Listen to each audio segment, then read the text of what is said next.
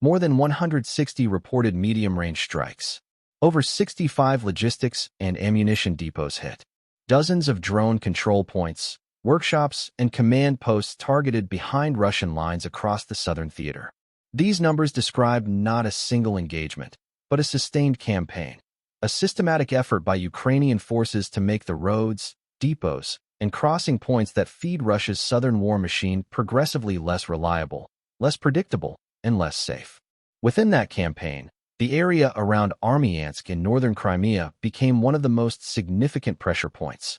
Not because it was the most dramatic target, not because of its size or its strategic symbolism, but because of what it represented in the geography of Russian logistics after earlier Ukrainian strikes had already reduced the number of usable approaches into the peninsula. Armiansk sits near one of the northern crossings into Crimea, where roads from Russian-controlled southern Ukraine connect to the supply network that keeps the peninsula functioning as a military base. When other crossings came under threat, traffic that had previously been distributed across multiple routes began concentrating toward the remaining ones. And Armiansk became more important, which also meant it became more exposed.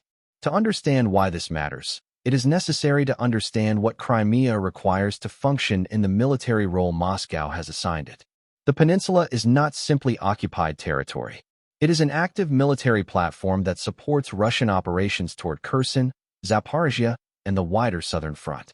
Airfields on the peninsula have supported Russian aviation. Air defense systems have extended radar coverage across the Black Sea and the southern approaches to Ukraine. Naval assets based at Sevastopol have threatened Ukrainian coastal shipping. Command infrastructure positioned in Crimea has supported planning for southern offensive operations. All of this requires a continuous flow of supplies: fuel for aircraft and ground vehicles, missiles for air defense batteries, ammunition for artillery and naval systems, spare parts for radar and electronic warfare equipment, and replacement personnel and vehicles for units that have taken losses. None of these things exist independently on the peninsula. They must be transported in through the connections that link Crimea to the occupied mainland. Those connections have been under growing pressure. The Kerch Bridge has faced repeated security alerts and periodic disruptions. Ferry routes across the Kerch Strait have been targeted. The main highway corridors through the occupied coastal zone have become less reliable under drone surveillance.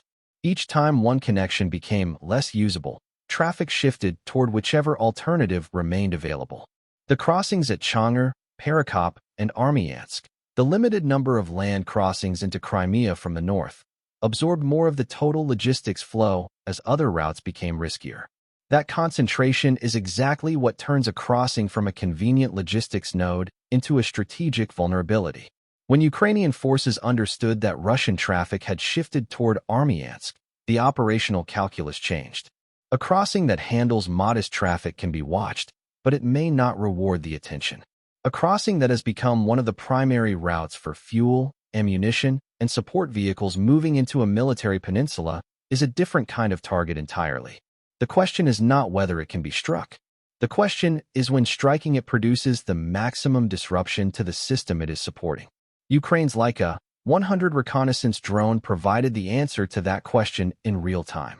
The Leica 100 is a medium-range UAV designed specifically for this kind of sustained surveillance task, monitoring routes and movement patterns over extended periods, building a picture of traffic flows that allows operators to distinguish routine civilian movement from military logistics activity. From altitude, the drone can observe the approach roads to a crossing, track the types of vehicles using the route, note the spacing and formation characteristics of convoys, and identify the point at which military and logistical vehicles concentrate into the narrow corridor that a crossing creates. That observation does not require immediate action. The most valuable thing a reconnaissance drone can do is wait, accumulating the information that turns a road from an anonymous supply route into a readable tactical picture. What the Leica 100 may have observed near Armiansk was a pattern that told the story of Russia's rerouting decision. Convoys that had previously moved across multiple northern crossings were now using fewer corridors. The concentration of vehicles at a single crossing point creates a situation that is intrinsically difficult for logistics commanders to manage. A convoy that spreads itself across multiple routes presents no single point of vulnerability.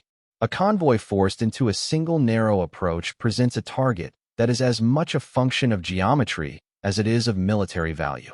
The individual vehicles in the convoy, fuel tankers, ammunition carriers, military transport trucks, were not unusually valuable in isolation. Fuel tankers are replaced. Ammunition trucks are part of a continuous delivery system. Military transports are abundant in Russian rear area logistics. What gave the convoy its strategic value was the combination of its cargo, its timing, and its location. Fuel moving toward Crimea at a moment when Russian armored units in the Zaporizhzhia direction were preparing for continued pressure was not simply fuel.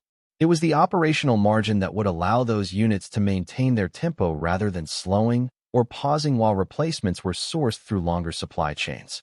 Ammunition moving toward artillery batteries was not simply ammunition. It was the prepositioned stockpile that would allow sustained fire support during the next cycle of operations. The decision of when to act against the convoy is where reconnaissance and strike capability intersect. Strike too early, and the convoy may not yet be in the position where disrupting it produces the maximum cascading effect. Strike too late, and the convoy may have already passed through the critical zone and dispersed into the peninsula's interior. The Leica 100's observation of the convoy's approach, speed, and formation gave Ukrainian operators the information needed to identify the optimal moment, the point at which the vehicles were most tightly concentrated, most dependent on the narrow corridor, and least able to maneuver in response to a strike. The first impacts changed the tactical situation on the road almost immediately. Russian drivers faced the decision that every convoy crew faces under sudden fire, whether to stop, reverse, or continue forward. Each option carries its own cost.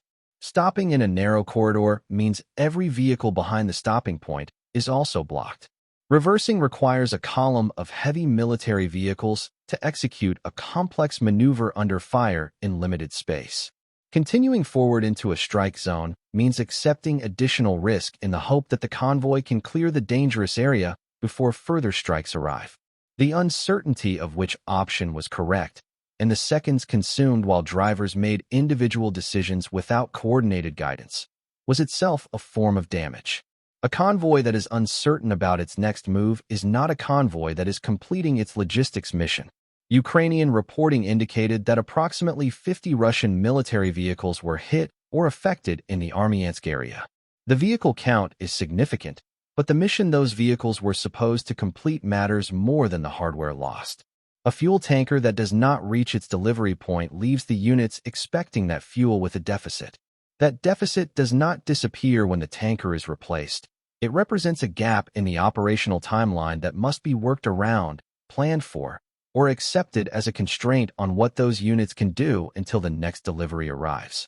An ammunition delivery that does not complete means artillery batteries operating with existing stockpiles rather than the replenished stockpiles they expected. In a sustained ground campaign,